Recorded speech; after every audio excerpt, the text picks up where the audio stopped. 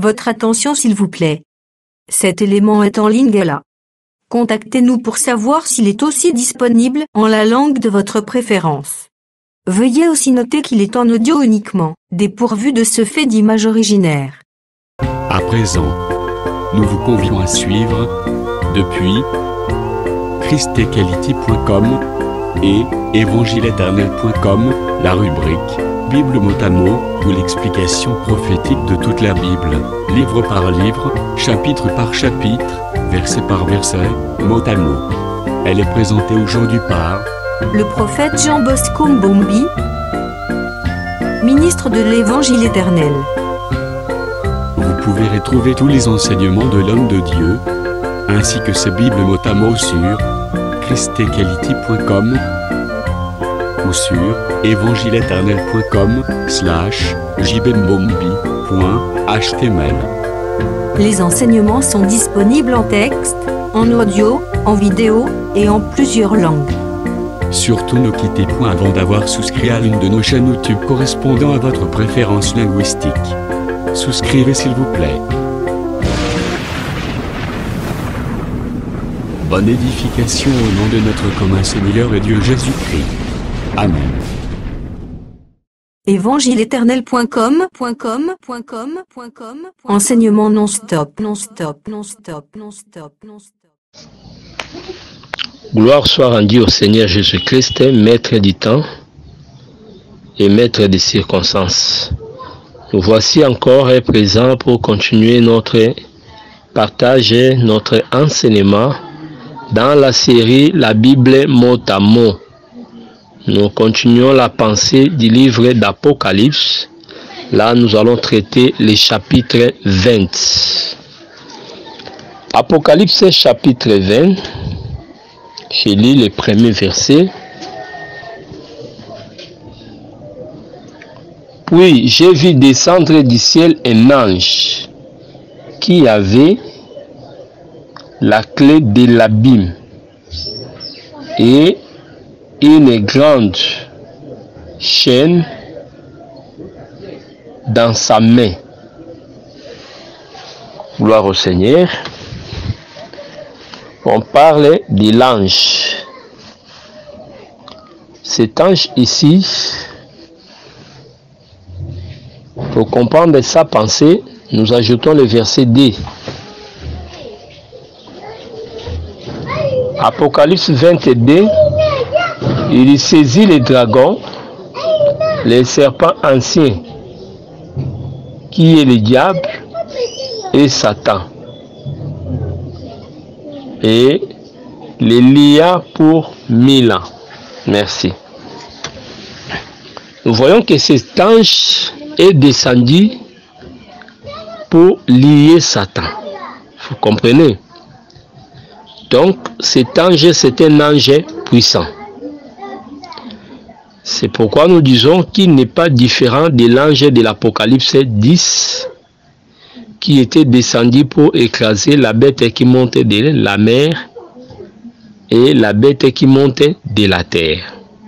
C'est-à-dire, celui qui a pris la charge de les juger, c'est le même ange qui a la charge, qui avait la charge de juger Babylone. Nous disons aussi, c'est le même ange qui a reçu le pouvoir de juger Satan. Lier Satan, c'est le condamner, c'est tout un jugement. C'est pourquoi nous disons, c'est toujours le Seigneur Jésus-Christ. Puisque Satan qu'on est en train de lier là, il faut voir la pensée du dragon rouge d'Apocalypse 12. Donc c'est très très important. Voilà la pensée que nous devons retenir. Voyez, quand on dit il a les clés, la clé symbolise le pouvoir ou la puissance. C'est comme dans Apocalypse 9, nous avons vu l'ange qui avait les pouvoirs. Voyez. Donc, Apocalypse chapitre 9. Le cinquième ange sonna de la trompette et j'ai vu une étoile qui était tombée du ciel sur la terre. La clé du puits de l'abîme lui fut donnée. Voyez, il avait la clé de l'abîme. L'abîme a beaucoup de définitions aussi. Quand il faut toucher de l'abîme, parler de l'abîme, plusieurs pensées parlent de l'abîme. Au commencement, on parle de l'abîme. On dit qu'il y avait des ténèbres à la surface de l'abîme. Voyez, cet abîme qui devait recevoir la lumière, le frère Paul l'interprète comme étant l'équerre. C'est ça aussi la pensée du psaume. Voyez, donc l'équerre de chacun était un abîme. Et même que Dieu a fait briller la lumière au sein des ténèbres, Paul explique cela, que Dieu a fait briller la lumière dans nos cœurs. C'est-à-dire, il reconnaissait par là que l'équerre était un abîme. C'est ça la pensée de Dieu. Je prends l'écriture pour commenter cette pensée des Corinthiens.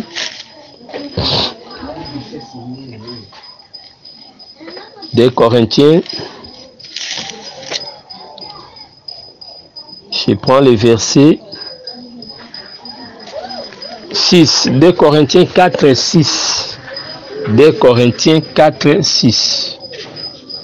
Car Dieu qui a dit, la lumière brillera au sein des ténèbres. Les ténèbres là, selon le commencement, étaient à la surface de l'abîme, c'est-à-dire la lumière brillait sur l'abîme. A fait briller la lumière dans nos cœurs pour faire resplendir la connaissance de la gloire de Dieu sur la face de Christ. Merci beaucoup. Paul explique dans 2 Corinthiens 4 et 6 que le cœur qui reçoit l'évangile, c'est ça l'abîme du commencement qui recevait la lumière. Donc ici nous comprenons, lorsqu'on parle de l'abîme, il est question de cœur. Donc l'abîme parle de cœur. Donc c'est comme le dit psaume quelque part, l'abîme, le cœur de chacun est un abîme. Donc vous voyez, l'abîme peut être aussi défini comme étant le cœur. Ça c'est la première des choses. Quand vous venez dans les livres de Genèse, lors du déluge, on dit que Dieu ouvrit les écluses des cieux ainsi que les abîmes. Vous comprenez? Donc les abîmes devaient donner de l'eau. Donc les abîmes gardaient les eaux. Par là nous comprenons que les abîmes qui gardaient de l'eau, les abîmes étaient regardés comme des sources, comme des dépôts. Vous voyez? Et l'eau qui sortait là, l'eau qui sortait était tout un jugement. Donc les jugements étaient gardés dans les abîmes. Les abîmes devaient maintenant condamner la terre. Par là, nous disons que les abîmes là représentent seulement les cœurs de Dieu. Puisqu'il a dit dans Ésaïe 63 qu'un jour de vengeance était dans mon cœur. Donc les jugements n'étaient pas ailleurs, mais les jugements étaient dans le cœur de Dieu. Donc lorsqu'on ouvre l'abîme, c'est pour que la terre soit jugée. Donc ça ne provenait de nulle part, mais ça provenait de l'abîme.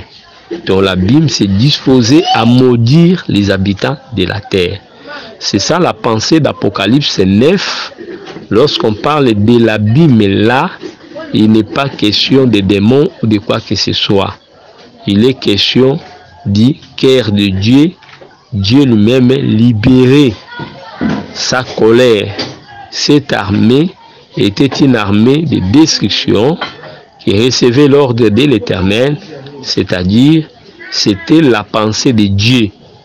Donc c'est là où nous disons qu'il est question du cœur de Dieu, puisque le programme n'est pas en dehors de son cœur, c'est dans son cœur que provenait la grâce, c'est aussi dans son cœur que provenait le jugement. Donc là, le cœur de Dieu devenait le livre scellé qui était ouvert pour donner la vie, qui était ouvert pour condamner les méchants.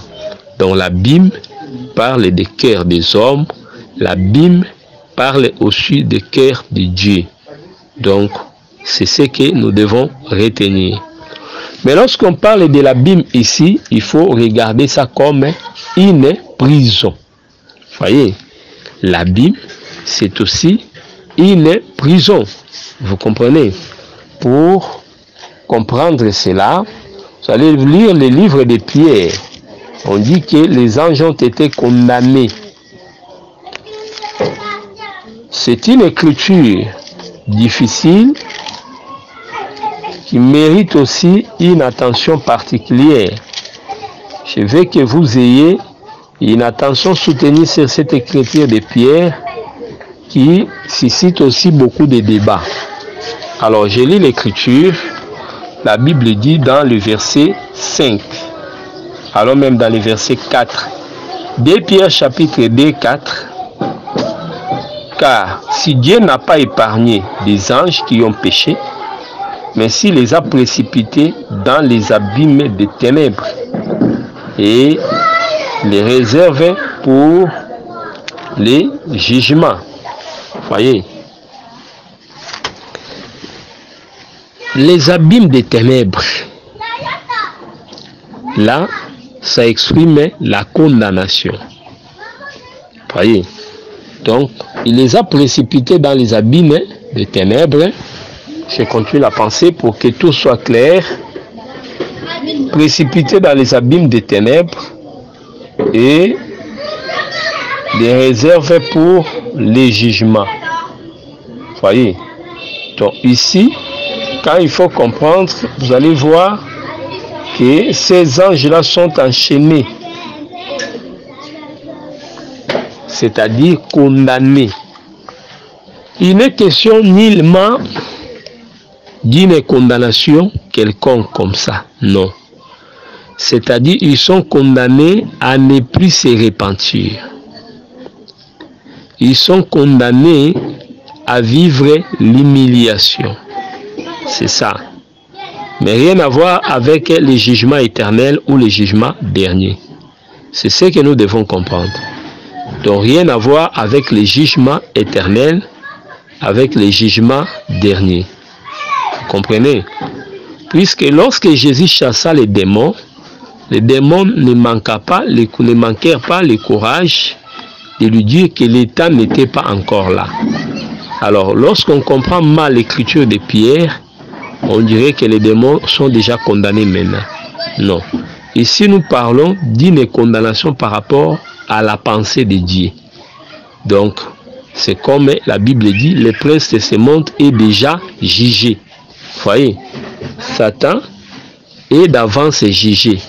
Ce qu'il verra là, à la fin des temps, ne sera que l'annonce d'un verdict final.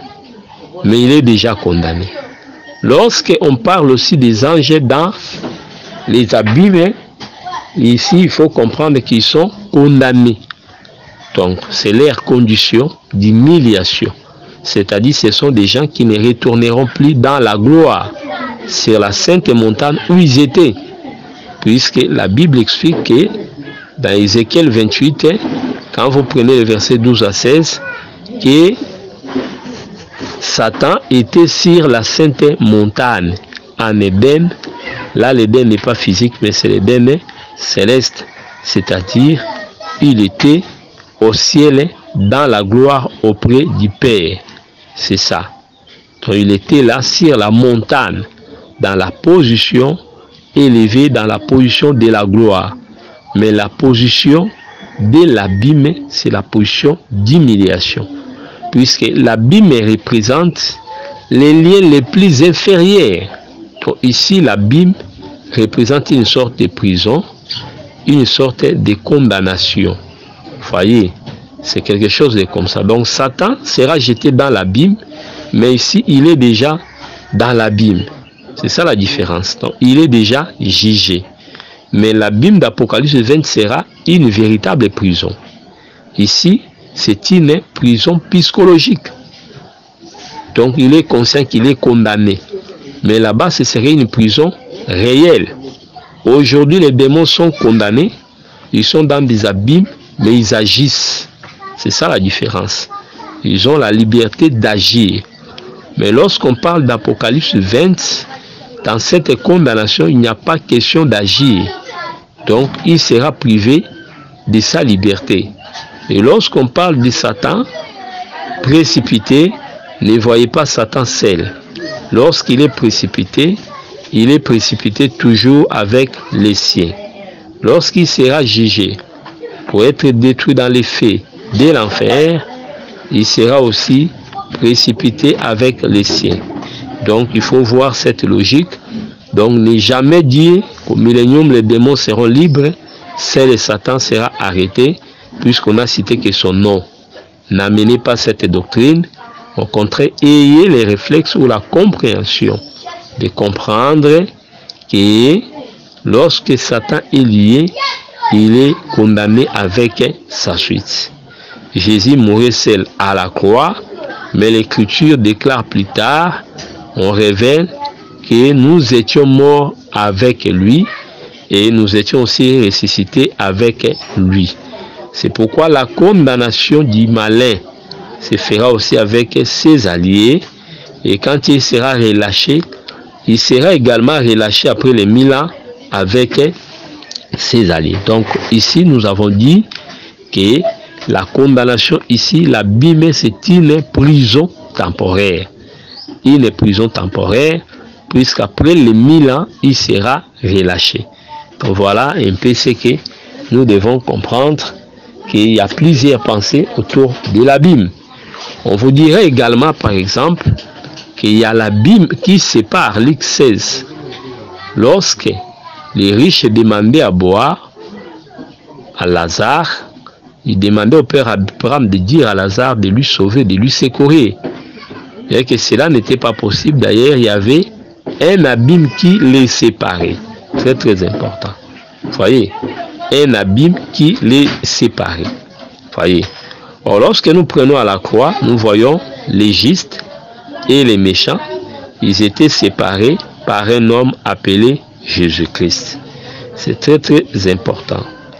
Lorsque il y avait la condamnation dans le désert, nous voyons quelqu'un séparer les vivants et les morts. Voyez, c'était Aaron qui avait amené l'ascensoir, les sacrificateurs. Vous comprenez? C'est lui qui sépare. C'est pour nous disons les grands abîmes qui séparaient ceux qui étaient condamnés et ceux qui attendaient la vie. Nous disons, ça ne parlait que du Seigneur Jésus-Christ. Donc, car c'est lui qui sépare, et cette séparation s'est faite seulement par sa parole. Donc, Christ comme parole, Christ comme évangile, représente aussi les grands abîmes. C'est la parole qui condamne les uns, c'est la parole qui justifie les autres. C'est pourquoi, selon Matthieu 25, vous allez voir, lorsqu'on parle sur les jugements, vous allez remarquer que les juges avaient séparé les boucs et les agneaux. Voyez encore, donc ce qui sépare, les grands abîmes qui séparent, était tout un homme. Donc voilà ce que nous devons comprendre. N'oubliez pas non plus, quoique le diable est précipité dans les profondeurs de la terre. Voyez, précipité, c'est aussi la pensée d'Isaïe chapitre 14. Prenez le verset 12, vous descendez là-bas. Voyez, donc précipité. Donc nous allons aussi plus loin que lorsque deux Pierre répète la pensée de la condamnation dans les abîmes, nous disons que les corps des méchants sont aussi des abîmes des ténèbres où règne l'ennemi. ils sont condamnés à œuvrer là-bas. En attendant, donc là nous disons que l'ennemi enchaîné dans les abîmes, nous disons ils sont condamnés à agir dans des corps. Voilà pourquoi il y a ce qu'on appelle la possession démoniaque. Donc en entendant la condamnation éternelle, la première prison, c'est l'abîme comme étant les lieux inférieurs. Deuxième prison, nous disons, c'est les corps des hommes comme abîme où le diable aussi règne.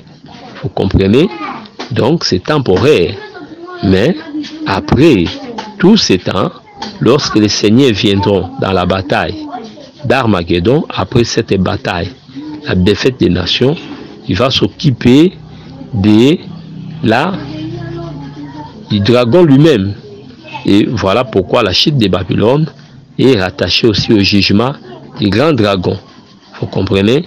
En ce moment-là, le serpent ancien sera lié et condamné dans l'abîme avec ses anges. Donc là, j'ai parlé des 3 abîmes comme prison. Ce sont des prisons temporaires en attendant le grand abîme qui est l'enfer, la mort éternelle. Vous comprenez? Donc là, il faut comprendre qu'il y a une pensée aussi là-bas. C'est très très important. Donc précipiter dans les abîmes comme étant les fonds des eaux.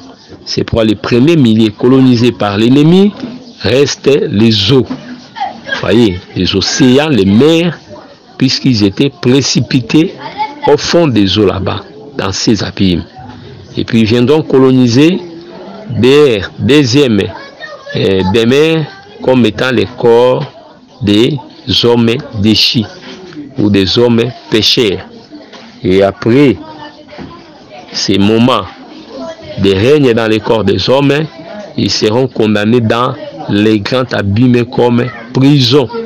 Vous voyez, là ce serait une prison. Ça c'est Apocalypse 20. Après les 1000 ans, ils iront maintenant dans les grands abîmes pour une condamnation éternelle pour vivre la destruction finale. Donc voilà comment est-ce que nous positionnons les choses. Donc nous comprenons par là que l'abîme dont il est question ici, c'est une prison temporaire pour que la terre puisse vivre la paix. Puis j'ai vu descendre du ciel un ange qui avait la clé de l'abîme. Donc le pouvoir de cette prison revenait à cet ange. C'est lui qui devait agir. Et une grande chaîne dans sa main. Vous voyez, la chaîne est le synonyme de la condamnation. Vous voyez, c'est ça même qui parle de la prison. Remarquez le frère Paul dans son ministère, il fera mention des chaînes. Vous comprenez? Donc, les chaînes exprimaient le ministère du frère Paul comme prisonnier du Seigneur, mais aussi Paul, prisonnier des Romains. Donc, il faut comprendre cela. Puisque étant en prison, c'est alors qu'il va rencontrer les frères Onésime. Donc à Rome, Paul avait fait la prison. Là, il était prisonnier. Les chaînes restent physiques. Mais les chaînes comme les liens, Paul, prisonnier du Seigneur, là, c'est par rapport au ministère. Donc nous devons toujours nuancer ces pensées pour que nous soyons dans les vrais. Apocalypse 22, il saisit les grands dragons. Cet ange-là, c'est le Seigneur lui-même. Il agit comme le véritable Michael. Les serpents anciens, qui est le diable et Satan, il les lia pour 1000 ans. Les lier, c'est-à-dire les condamner. Vous voyez, les lia, il utilisa la chaîne, c'est-à-dire il les condamna pour 1000 ans. Donc ces 1000 ans-là correspondent à tous les temps de paix sur la terre, tous les temps où le Seigneur régnera comme roi sur toute la terre. Donc le monde sera privé de l'ennemi, voilà pourquoi la terre va prospérer. Donc Satan lié, en quelque sorte, c'est les ténèbres qu'on a chassées de la terre. C'est pourquoi dans l'ange d'Apocalypse 18, nous avons vu aussi l'aspect du Seigneur lui-même, puisque lorsque l'ange était descendu, la terre était éclairée par sa présence. Apocalypse chapitre 18, nous lisons le verset 1er. Après cela, j'ai vu descendre du ciel un autre ange qui avait une grande autorité, et la terre fit éclairer de sa gloire. Merci beaucoup. Voyez, donc là, lorsque les ténèbres sont chassées, nous disons que la lumière qui va resplendir dans le monde entier est aussi le synonyme de la justice que la terre va bénéficier. Donc ce serait le temps où la terre, la justice germera de la terre. Voyez, donc la justice va germer en ce temps ici. C'est pourquoi ce serait un règne de justice. C'est ce qu'il faut comprendre. Il y aura la paix. Voyez, donc c'est pourquoi Apocalypse, lorsque on fait mention de ces choses, cela s'accorde avec Ésaïe chapitre 11, qui prédisait qu'il ne se fera ni tort ni dommage sur la montagne de Dieu. Ésaïe chapitre 11.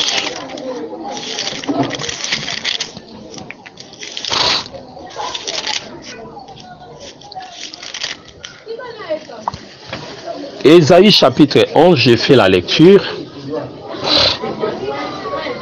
Écoutez ce que dit l'Écriture. Je commence dans le verset 5.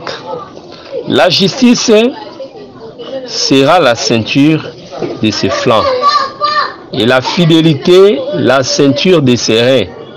Le loup habitera avec l'agneau, et la panthère se couchera avec les chevreaux.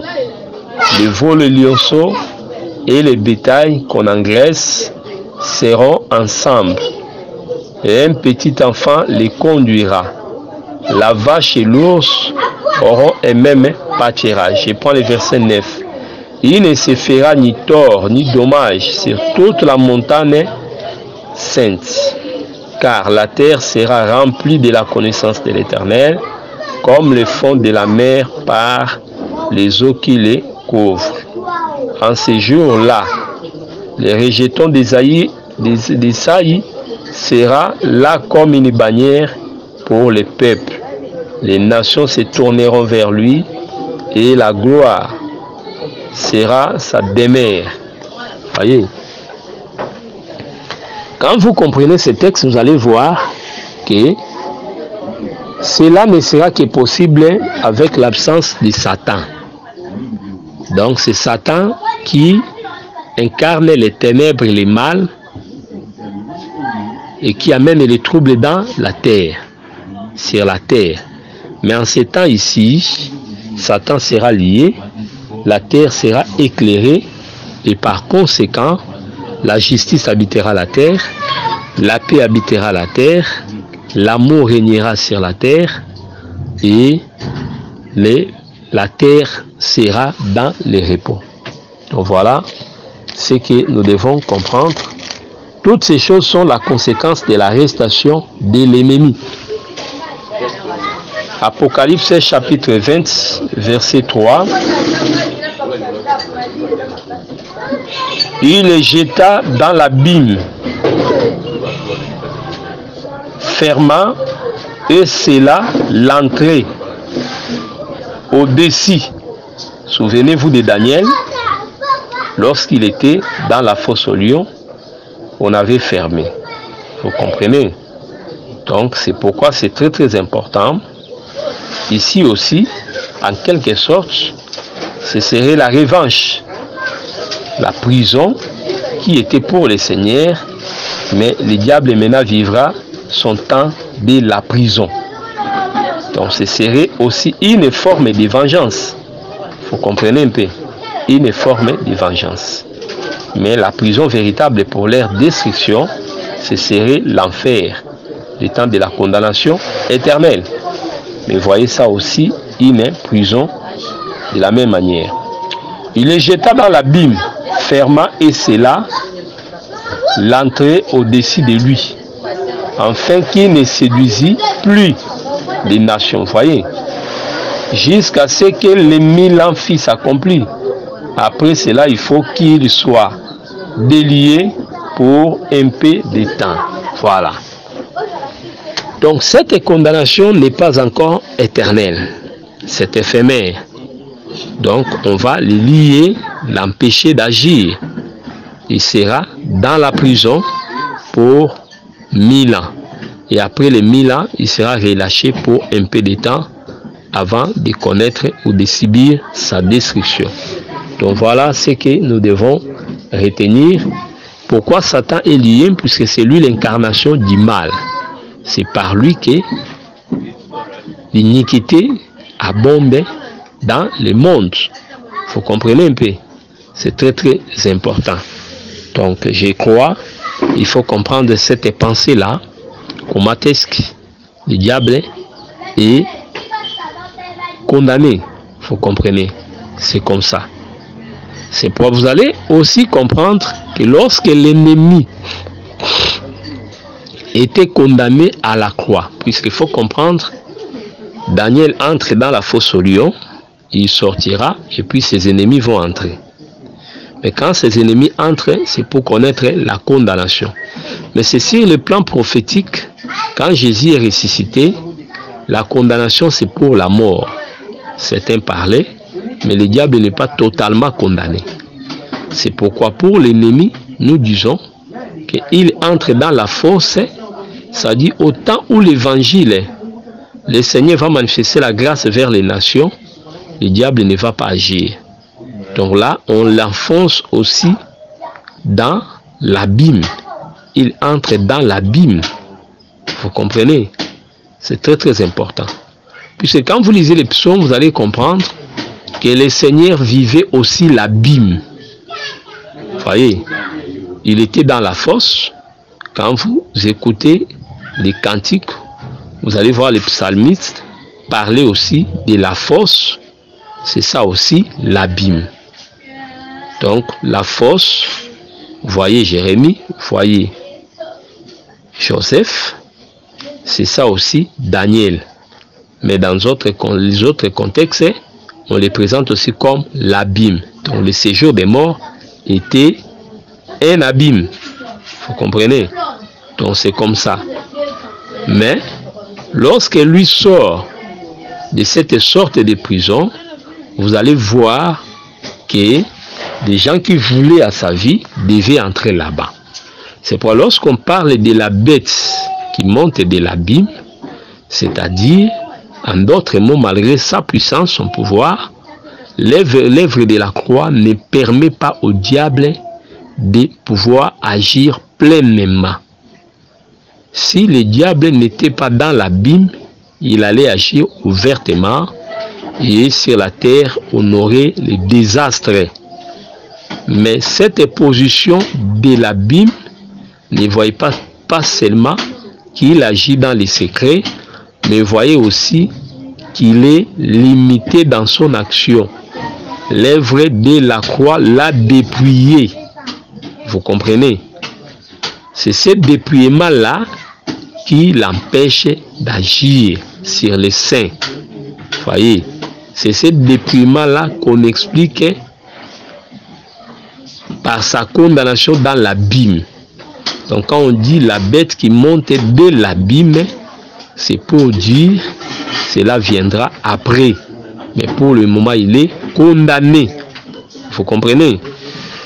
Là, je vais appeler la vision de Daniel, de Zacharie plutôt,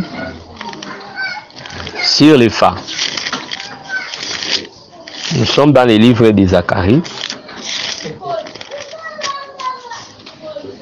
Zacharie chapitre 5. J'ai fait la lecture, verset 1 jusqu'au verset 5. On dit: j'ai levé de nouveau les yeux et j'ai regardé, et voici il y avait un rouleau qui volait. Nous prenons la vision d'éléphant. Verset 5, l'ange qui parlait avec moi s'avança et il me dit, lève les yeux et regarde ce qui sort de là. Je réponds, qu'est-ce que c'est que? Il dit, c'est le fa qui sort. Il ajouta, c'est leur iniquité dans tous les pays. Et voici une masse de plomb s'éleva. Il y avait une femme assise au milieu de l'épha. 8, il dit, c'est l'iniquité. Donc l'iniquité était incarnée par cette femme. Et il la repoussa dans l'épha. Il jeta sur l'ouverture la masse de plomb.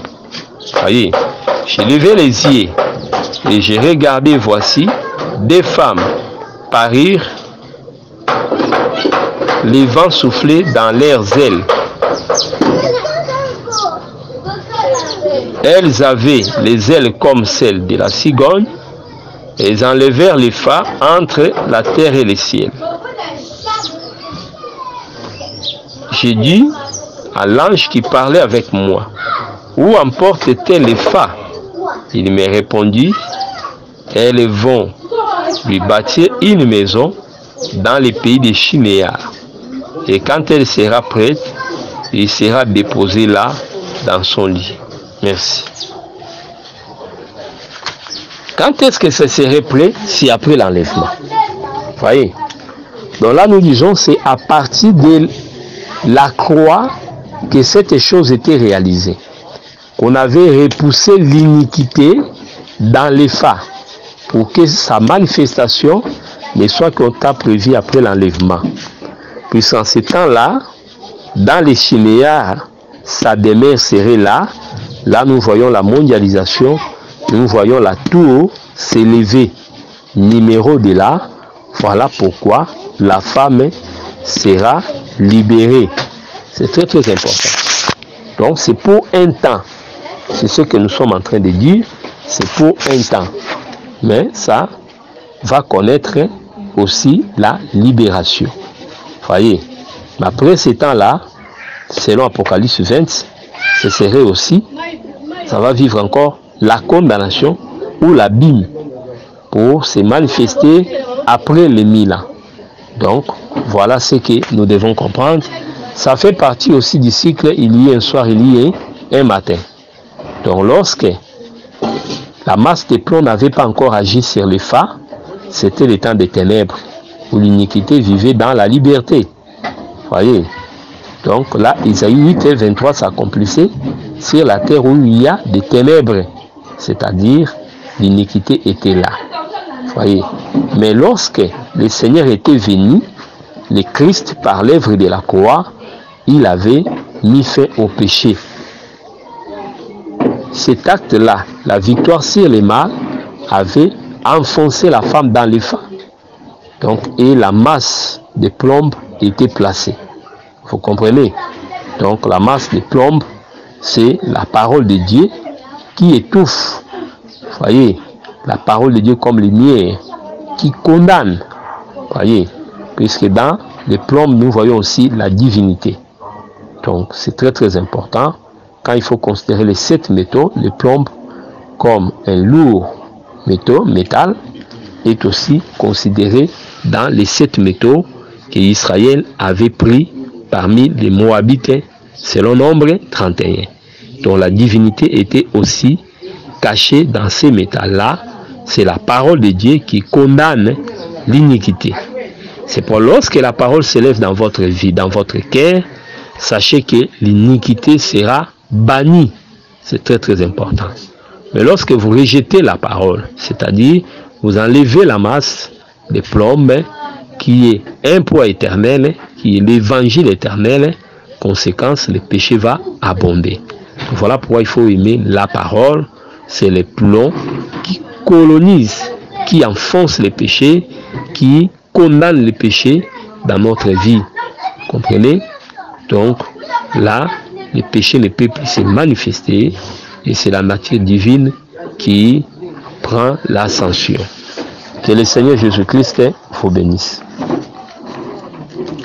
Nous continuons notre pensée. Nous sommes dans Apocalypse chapitre 20. Je prends le verset 4. Apocalypse 24, il est écrit: et j'ai vu des trônes, et ceux qui s'assirent fit donner le pouvoir de juger. Et j'ai vu les âmes de ceux qui avaient été décapités à cause du témoignage de Jésus, à cause de la parole de Dieu, et de ceux qui n'avaient pas adoré la bête, son image, et qui n'avaient pas reçu la marque sur leur front et sur leurs mains. Ils revirent à la vie et ils régneront avec Christ pendant 1000 ans. Verset 5. Les autres morts ne revirent point à la vie jusqu'à ce que les 1000 ans fils s'accomplissent. C'est la première résurrection. Alors, lorsque Satan est lié, on voit les trônes. Les trônes, c'est l'expression du règne. Les trônes, c'est les règnes. Vous voyez? C'est pour lorsqu'Apocalypse 12, 6 et plutôt 12 à 17, parle sur le jugement, on nous explique que les habitants de la terre voulaient se cacher devant celui qui était assis sur le trône. C'est là où nous disons que lorsque le 6e sceau s'ouvre, c'est jusqu'au trône. Vous comprenez? Jusqu'au trône. Donc le jugement, dès que le jugement commence, c'est un processus de la purification de la terre. C'est un processus de balayage.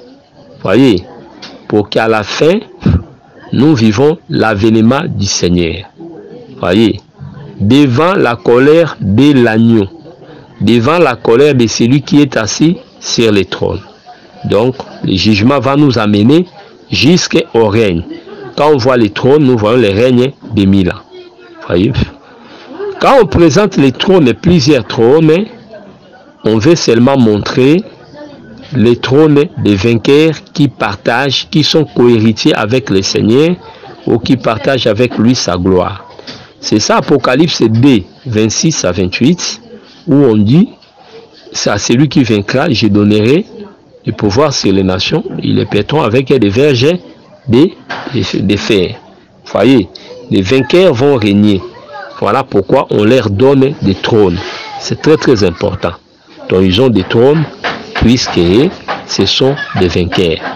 Pour comprendre cette pensée, il faut aller aussi dans Matthieu quand le Seigneur parle sur les apôtres qui devaient régner avec lui et qui devaient s'asseoir sur les 12 trônes d'Israël.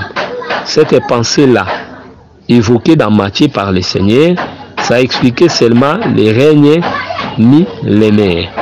Donc, ceux qui sont assis sur les trônes, ce sont les vainqueurs. Vous comprenez? Puisqu'il est dit à celui qui vaincra. Voyez, c'est pourquoi ceux-là, ce sont ceux qui avaient pris part à l'enlèvement. Voyez, tous ce sont de la première résurrection, mais la première résurrection a des étapes. Christ est comme prémisse, et la masse du champ, ce sont ceux qui viendront par le biais de l'enlèvement, et les restes du champ, ce sont les 144 000 et les vierges folles. C'est pour les comprendre, il faut aller dans Apocalypse 7. Vous prenez Apocalypse 7, en commençant par le verset 7, vous descendez jusqu'au verset 14. Il y a les 144 000 qui représentent les restes d'Israël, et il y a la foule qui représente les restes des nations. C'est ces restes-là, voyez, ils ont les palmes à la main, des robes blanches, voyez, ils vont à la fête du tabernacle. Donc cette scène explique la résurrection des saints dont l'Écriture avait expliqué dans Matthieu chapitre 27. Puisque lorsque les seigneurs mouraient, c'est alors que les saints étaient ressuscités. Donc à vrai dire, cela n'était qu'une vision. Voyons l'Écriture Matthieu chapitre 27.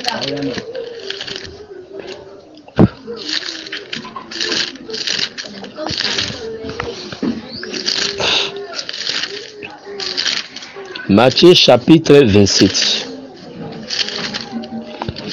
Je commence par le verset 51 jusqu'à 53. J'ai lu au nom du Seigneur Jésus-Christ.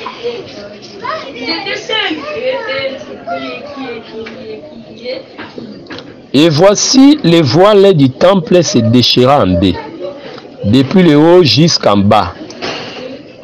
La terre trembla, les rochers se fendirent, les sépulcres s'ouvrirent, et plusieurs corps de saints qui étaient morts ressuscitèrent.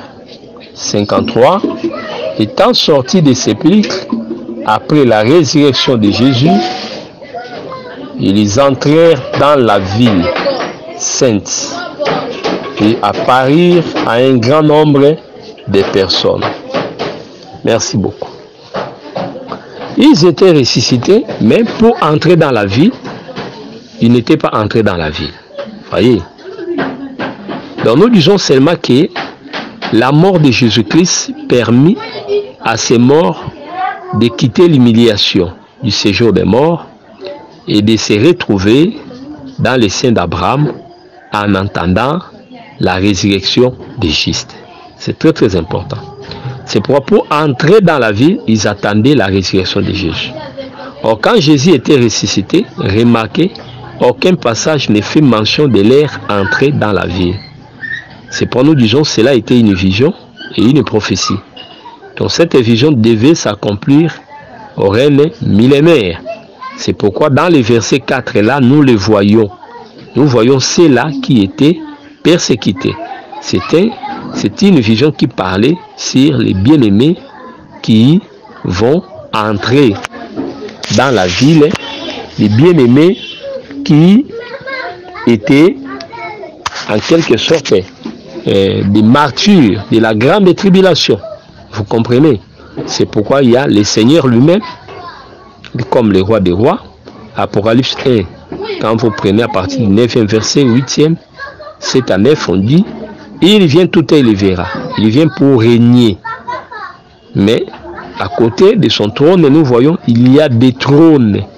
Là, c'est la place des vainqueurs. Voyez? Donc, vous voyez même, les rangs sont différents. C'est pourquoi plus vous allez exceller dans le Seigneur, plus vous allez vous distinguer. Donc, ce sont des gens qui ont bâti avec l'or. Voyez? Avec l'or. Voyez? C'est très très important. Alors, remarquez maintenant, de l'autre côté, on parle sur les martyrs. Donc, ce sont ces martyrs-là que Matthieu 27 avait évoqué. Ils entreront dans la ville quand? Ce n'est pas justement quand Jésus est ressuscité, mais il faut voir cela par rapport au millénium. Donc voilà comment est-ce que nous expliquons les choses. C'est pourquoi lorsque Pierre prêcha, il pouvait dire que le tombeau de David est là. Il disait en d'autres mots que David n'était pas ressuscité, il est encore là. Vous comprenez? Donc, c'est pour dire, par rapport à la résurrection, il devait attendre. C'est ce que nous devons comprendre. Donc, ceux qui prennent part à la première résurrection, ce sont les justes. La première résurrection commence avec Christ comme prémisse, suivi de la masse, les gens qui viendront de l'enlèvement, qui connaîtront l'enlèvement. Ce sont ceux-là qu'on trouve sur des trônes. Et enfin, il y a les vierges folles et les 144 000, tous représentent les restes du peuple de Dieu. C'est ces restes-là qu'on trouve en Israël, un reste, et vers les nations, un reste. Donc les 144 000 et les vierges folles. Donc voilà comment la situation se présente. Donc ce sont eux qui vont régner. Donc remarquez là, ils ont les corps de gloire. Donc tous seront les corps de gloire. Mais lorsque ces gens étaient ressuscités, ils seront vus par les habitants de la terre. C'est-à-dire, en ces temps-là, Satan et ses démons seront liés. Sur la terre, on aura le Seigneur comme roi de toute la terre, selon la pensée de Zacharie 14, verset 9. Secondement, il y aura maintenant les peuples. Pour les peuples, nous avons ceux qui occupent les trônes, que nous appelons les vierges sages, ceux qui avaient participé à l'enlèvement. Et troisième groupe, nous avons les bien-aimés, les restes d'Israël et les restes des nations, les 144 et les vierges folles. Ce sont eux qui vont ressusciter au début de ces règnes-là pour entrer dans la ville afin d'accomplir la vision de Matthieu 27. Donc là, nous sommes au règne de 1000 ans. Donc c'est le règne millénaire où la terre vivra la paix. À part ces gens ici qui ont le corps de gloire, il y a les habitants de la terre. Le corps de gloire, c'est ce corps qui fera de nous des hommes mixtes, des hommes plutôt sans sexe. Donc on serait comme les anges. Matthieu chapitre 22, nous lisons les versets 30. Matthieu 22, 30.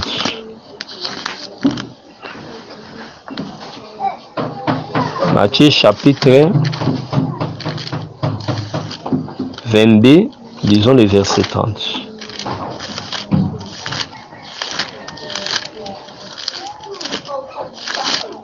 Je lis au nom du Seigneur Jésus-Christ. Matthieu chapitre 22, les versets 30. Je prends 29 à 30. Jésus leur répondit, vous êtes dans l'erreur, parce que vous ne comprenez ni les Écritures, ni la puissance de Dieu.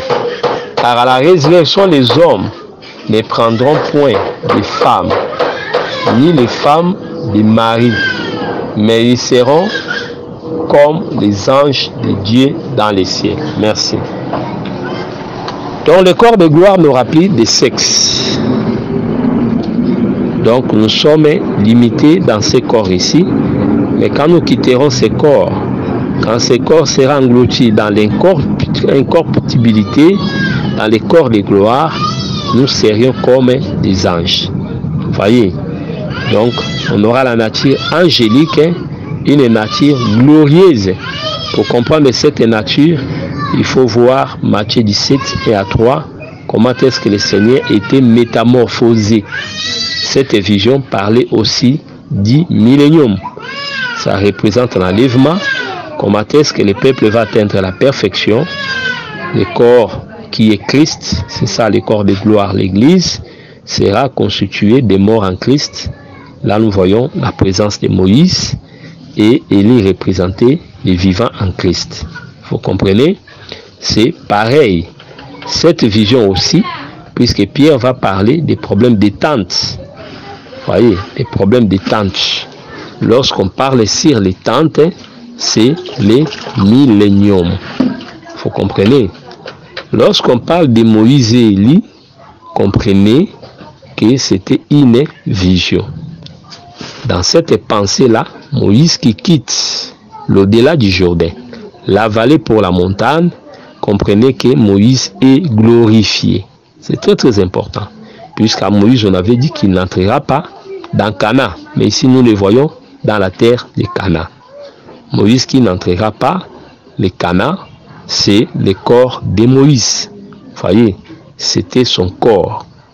Mais pas l'âme de Moïse. Là, ce n'était pas le corps de Moïse, mais c'était l'âme de Moïse. C'est très très important.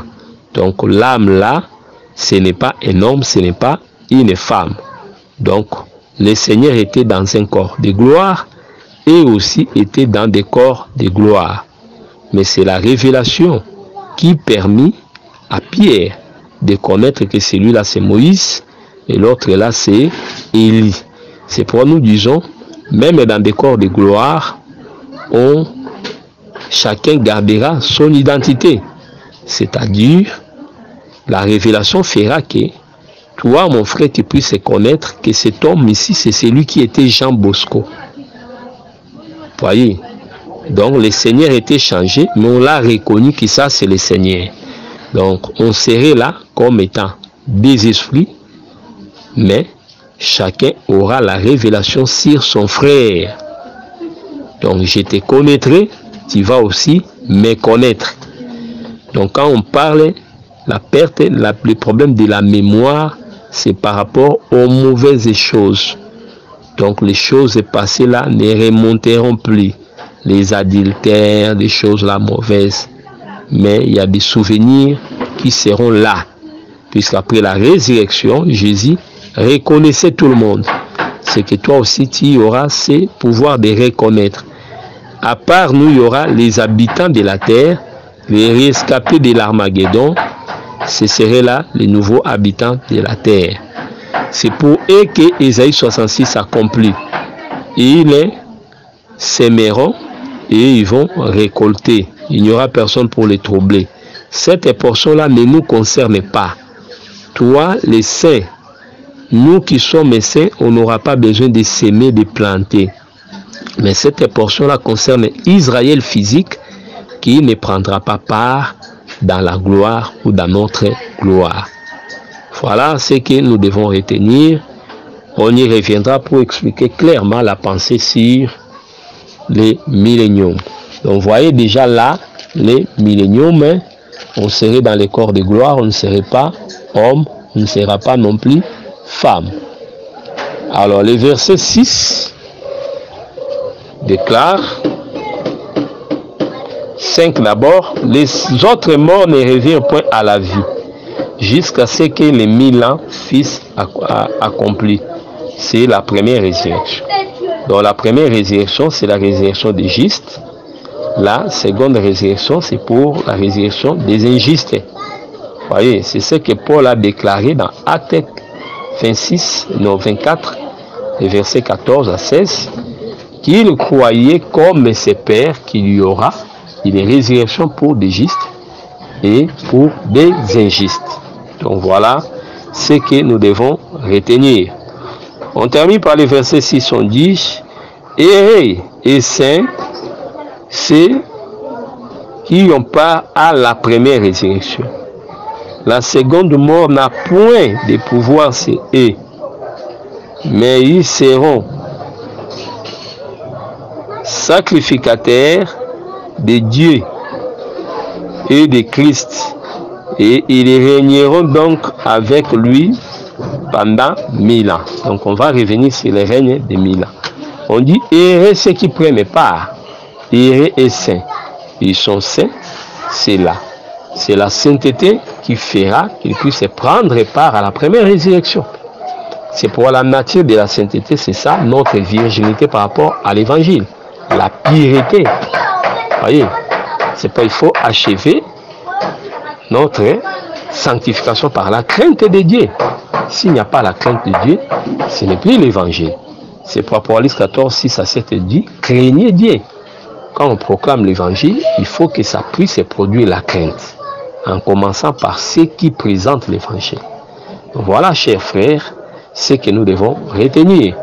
Si ceux qui prennent part à la première résurrection sont heureux et saints, si nous présentons l'antithèse de cette pensée, on dirait aussi malheureux et impies sont ceux qui prendront part à la dernière résurrection. C'est pourquoi par principe, la dernière résurrection, c'est pour les méchants et ce serait pour la condamnation, par principe. Vous voyez, c'est très très important. Mais il y a un débat autour de ceux qui sont nés pendant les 1000 ans. Ils sont nés dans une dispensation autre que la dispensation de la grâce. Puisqu'on retiendra toujours que Dieu juge les gens selon la mesure qu'ils ont reçue. La justice, selon la loi, c'est autre chose. Avant la loi, c'est autre chose. Au temps où nous sommes, c'est autre chose. Donc aujourd'hui, les salis, c'est quiconque croit. Mais au temps des milléniums, ce serait le temps où la prédication ne sera pas comme aujourd'hui. Voyez. Alors, quelle serait la modalité du jugement pour ceux-là qui n'ont pas connu le temps de la grâce? C'est aussi une matière de réflexion. Donc ne mettez pas seulement dans les sacs, même un bébé qui est mort, qui est né, qui est parti, il n'a pas écouté, expérimenté. Il est encore dans les temps de l'inconscience. Voyez, Dieu lui-même explique la méchanceté dans les cœurs de l'homme pendant la jeunesse. Voyez, ça aussi c'est une matière à réflexion. Donc nous croyons qu'il y aura des exceptions dans ces jugements-là. Je crois qu'on y arrivera. Mais par principe, nous retenons qu'ils sont malheureux et impies, ceux qui prennent part à la seconde. Donc, c'est la résurrection des injustes. On y reviendra. Que le Seigneur vous bénisse. C'était le vôtre, le prophète Jean Bosco Mbombi de Kinshasa, église des Saints de Massina. Nous sommes au quartier 3, avenue Locali, numéro 22. Notre contact rattaché à WhatsApp, c'est plus 243 89 541 88 90. 200 plus 243 89 541 88 90. Soutenez notre site évangile-éternel.com où vous avez tous nos enseignements. Vraiment, c'est ici que nous conservons pour vous de la manne. Même ceux qui viendront après, la génération future retrouvera la manne dans ces sites. C'est pour nous avons les devoirs de pouvoir soutenir ces sites et de soutenir même les hommes de Dieu que nous sommes. Que le Seigneur Jésus-Christ vous bénisse, qu'il vous comble, qu'il bénisse votre entendement et que ces messages que vous écoutez amènent la crainte de Dieu, vous donnent l'espérance à la résurrection. Au nom de Jésus-Christ, Amen.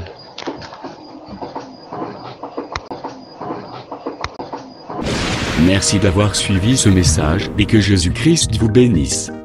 Si vous avez une question à l'intention de l'homme de Dieu, si vous voulez que l'homme de Dieu prie pour vous, si vous voulez vous confier à l'homme de Dieu, ou si vous voulez tout simplement bénir l'homme de Dieu, contactez-le directement si ses coordonnées sont disponibles depuis sa page. Sinon, contactez-nous et nous lui transmettrons vos préoccupations.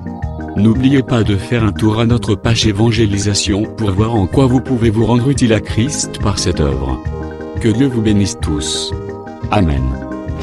ChristQuality.com. Les cieux en un clic de la souris. Évangile-éternel.com. Le site de l'Évangile éternel. Christ et Quality Fondation, équilibrer la manne ramassée dans le désert de sorte que chacun ait un numère.